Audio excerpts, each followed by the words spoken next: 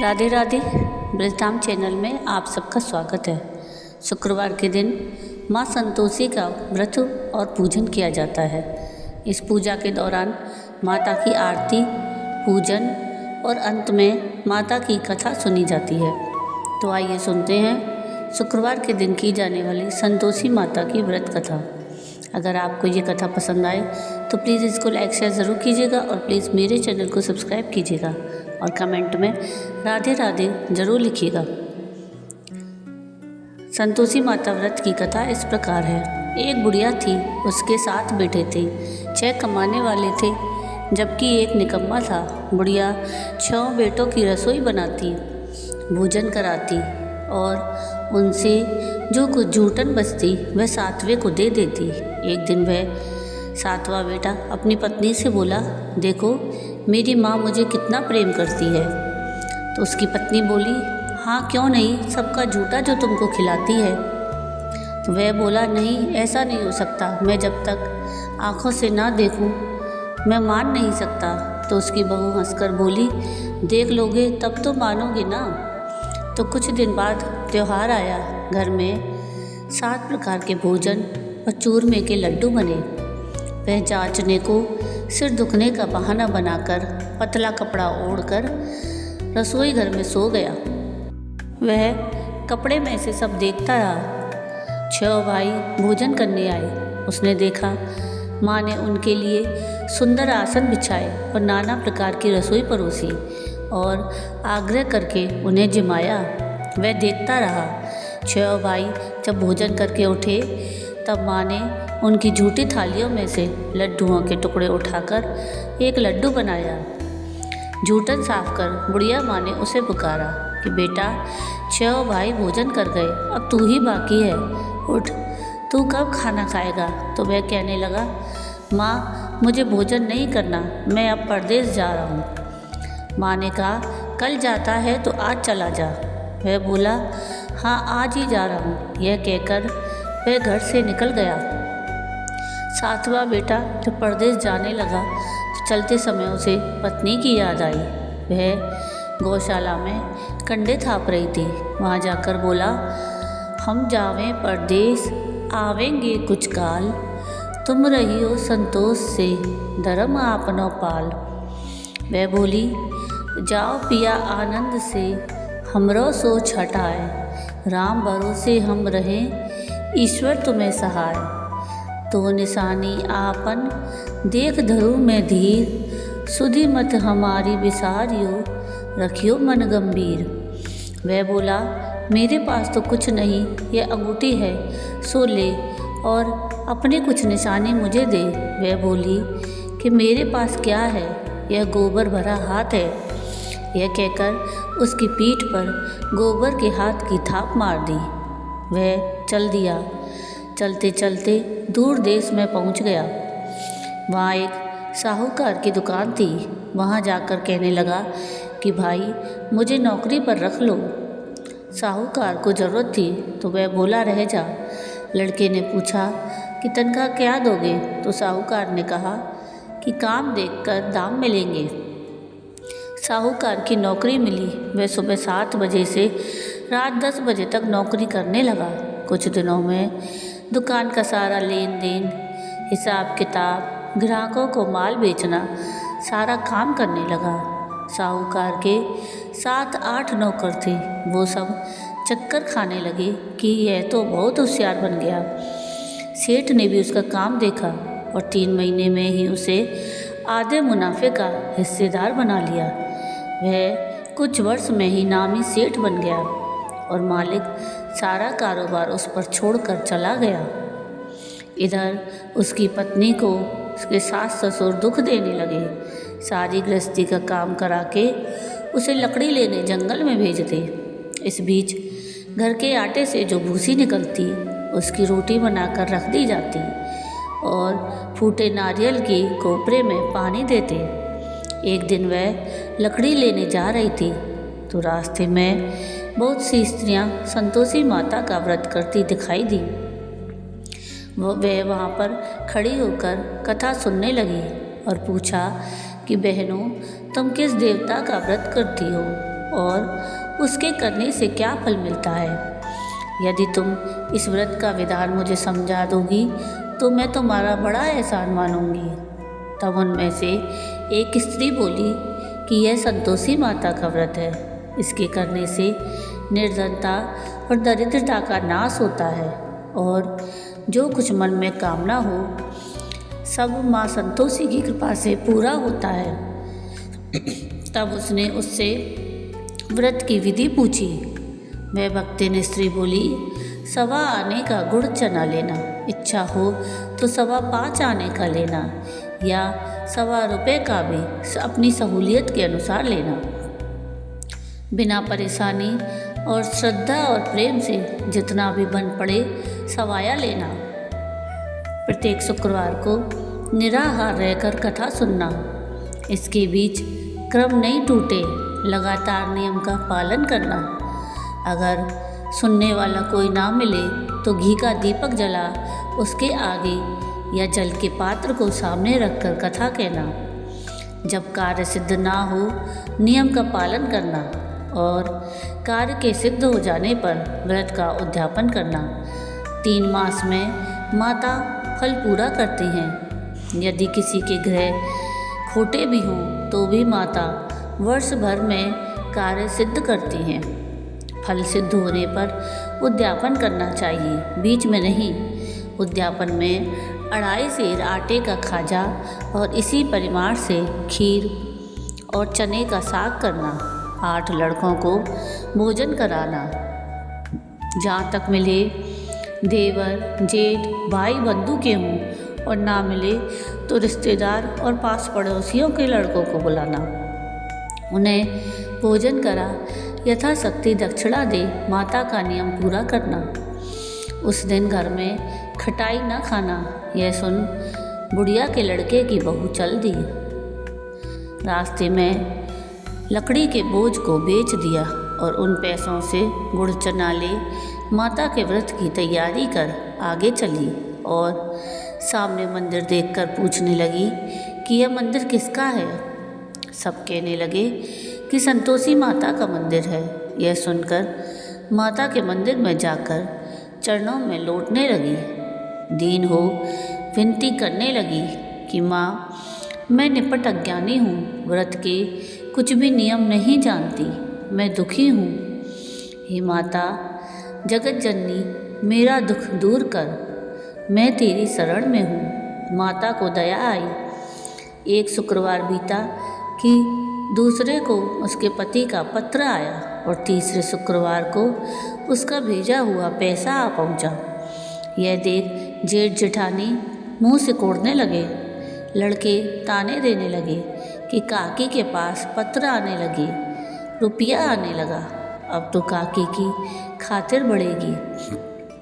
बेचारी सरलता से कहती कि भैया कागज आए आवे रुपया आवे, हम सबके लिए अच्छा है। ऐसा कहकर आँखों में आंसू भरकर संतोषी माता के मंदिर में आ मातेश्वरी के चरणों में गिरकर रोने लगी कि माँ, मैंने तुमसे पैसा कब मांगा, मुझे पैसे से क्या काम, मुझे तो अपने सुहाग से काम है, मैं तो अपने स्वामी के दर्शन मांगती हूँ।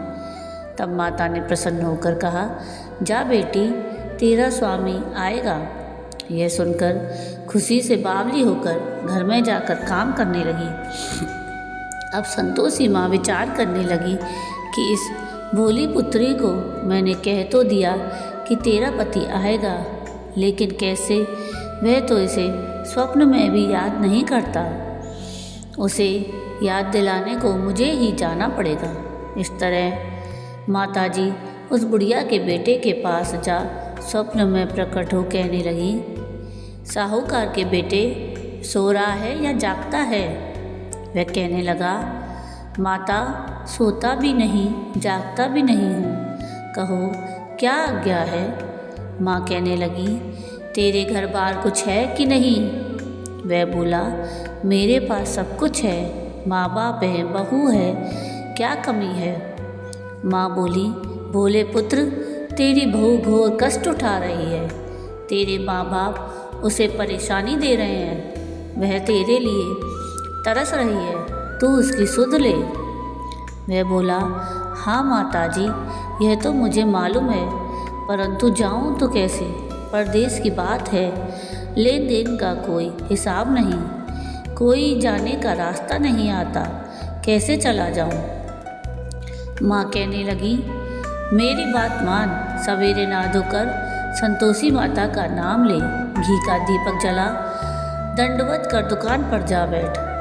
देखते देखते सारा लेन देन चुक जाएगा, जमा का माल बिक जाएगा, सांझ होते होते धन का भारी ढेर लग जाएगा।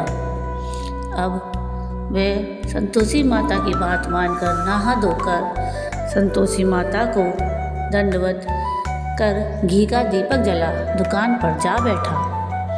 थोड़ी देर में देने वाले रुपया लाने लगे, लेने वाले हिसाब लेने लगे।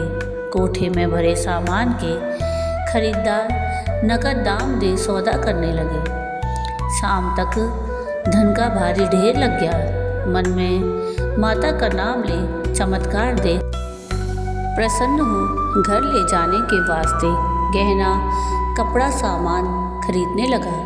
यहाँ काम से निपट तुरंत घर को रवाना हुआ। उधर उसकी पत्नी जंगल में लकड़ी लेने जाती है। लौटते वक्त माता जी के मंदिर में विश्राम करती। वह तो उसके प्रतिदिन रुकने का जो स्थान ठहरा। धूल उड़ती देख वह माता से पूछती है, हे माता, यह कैसी धूल उड़ रही है? माता कहती है, हे पुत्री, तेरा पति आ रहा है। अब तू ऐसा कर, लकड़ियों के 3 बोझ बना ले, एक नदी के किनारे रख और दूसरा मेरे मंदिर पर और तीसरा अपने सिर पर।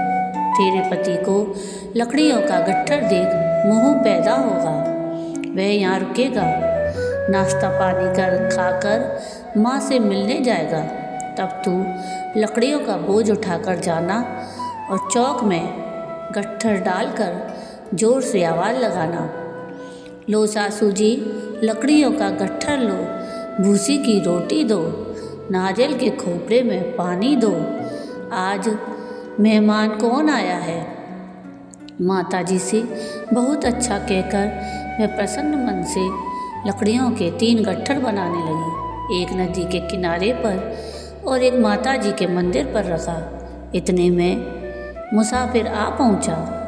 सूखी लकड़ी देख उसकी इच्छा उत्पन्न हुई कि हम यहीं पर विश्राम करें और भोजन बनाकर खा पी कर गाँव जाएं। इसी तरह रुककर भोजन बना विश्राम करके गांव को गया। सबसे प्रेम से मिला। उसी समय सिर पर लकड़ी का गट्ठर लिए वह उतावली सी आती है। लकड़ियों का भारी बोझ आंगन में डालकर जोर से 3 आवाज़ लगाती है, लो सासू जी, लकड़ियों का गट्ठर लो, भूसी की रोटी दो, आज मेहमान कौन आया है? यह सुनकर उसकी सास बाहर आकर अपने दिए हुए कष्टों को भुलाने हेतु कहती है, बहू ऐसा क्यों कहती है? तेरा मालिक ही तो आया है। आ बैठ, मीठा भात खा, भोजन कर, कपड़े गहने पहन। उसकी आवाज़ सुन उसका पति बाहर आता है। अंगूठी देख व्याकुल हो जाता है। माँ से पूछता है कि माँ यह कौन है? माँ बोली, बेटा यह तेरी बहू है।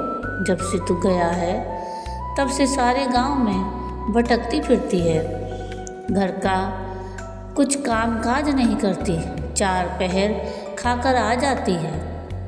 वह बोला, ठीक है माँ, मैंने इसे भी देखा और तुम्हें भी।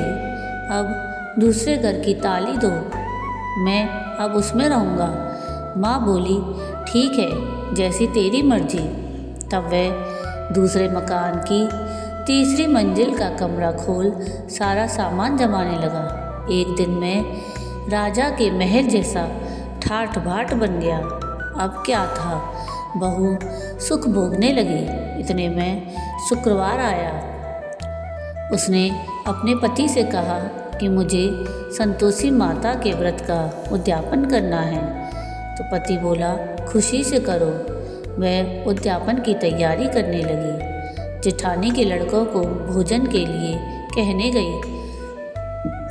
उन्होंने मंजूर किया, परंतु पीछे से जेठानी ने अपने बच्चों को सिखाया कि देखो, भोजन के समय खटाई मांगना, जिससे उसका उद्यापन पूरा न हो। लड़के चिमने आए, खीर खाना सब बहुत पेट भर के खाया, परंतु बाद में खाना खाते ही कहने लगे कि हमें खटाई दो, खीर खाना हमको नहीं भाता।